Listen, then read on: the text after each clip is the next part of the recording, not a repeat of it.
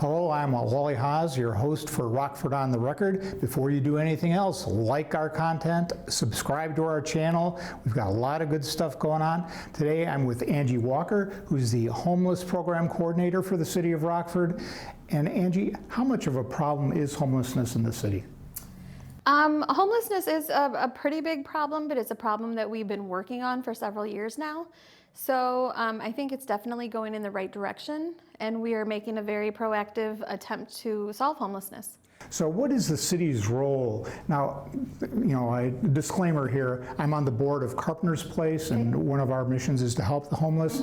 So do you partner with us at all? How does that work? Yes, Carpenter's Place, the Rescue Mission, Shelter Care Ministries, pretty much any agency that works with the homeless we partner with. We are all part of the Northern Illinois Homeless Coalition, so we all work very closely together to try to get people housed. So do you refer them to one of our services? And how do you contact people who are homeless? We do make referrals to other agencies, so if we see somebody, whether it's in our office, if it's on the streets, and we know that they're eligible and appropriate for a program, we do make that referral to the specific agency. How do we contact the homeless? It can be in person. We do street outreach, so we actually go out to where the homeless people live. We make contact with them there. We do that during the day, we do that at night. We verify where they're sleeping, so we have that for our records and we know how to find people. But people do also have telephones, or they have contacts at different agencies. They have caseworkers that we can reach out to find them. Okay, so you mentioned eligibility. What does a person need to do to be eligible for a program? For our agency, very little. They have to be literally homeless, which means that they have to either live in a shelter, be fleeing actively from a domestic violence situation, or they have to be living in a place not meant for human habitation. So that might be outside in a tent, it could be in a car, it could be in a condemned building. As long as they're homeless, we will work with them. We follow something called the Housing First model, which means that our number one priority is to get people housed.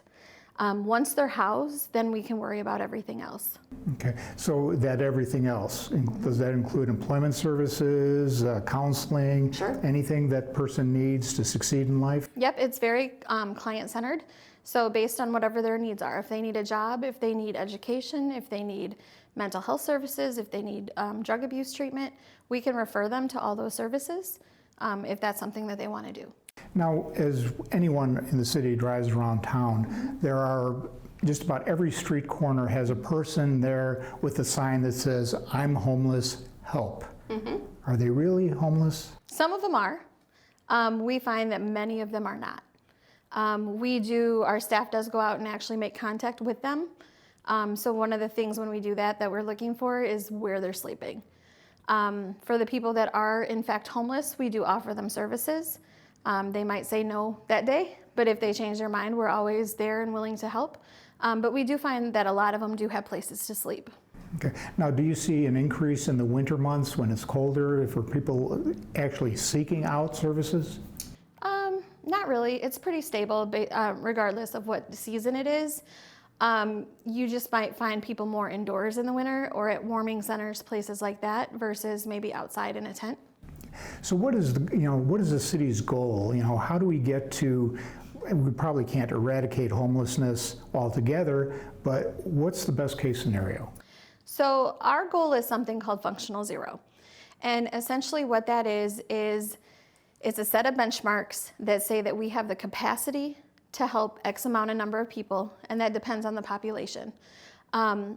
We can get that many people housed in a month. We can work with them, we can get them whatever services they need, and we can hit this functional number. For veterans, we have a functional number of 8 veterans that we can have at any time.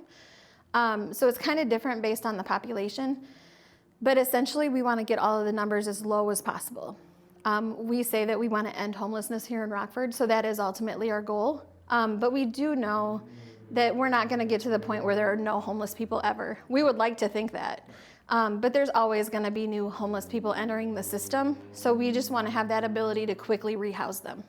Okay, so is there a demographic, a typical homeless person? What kind of life challenges have they seen that puts them on the street?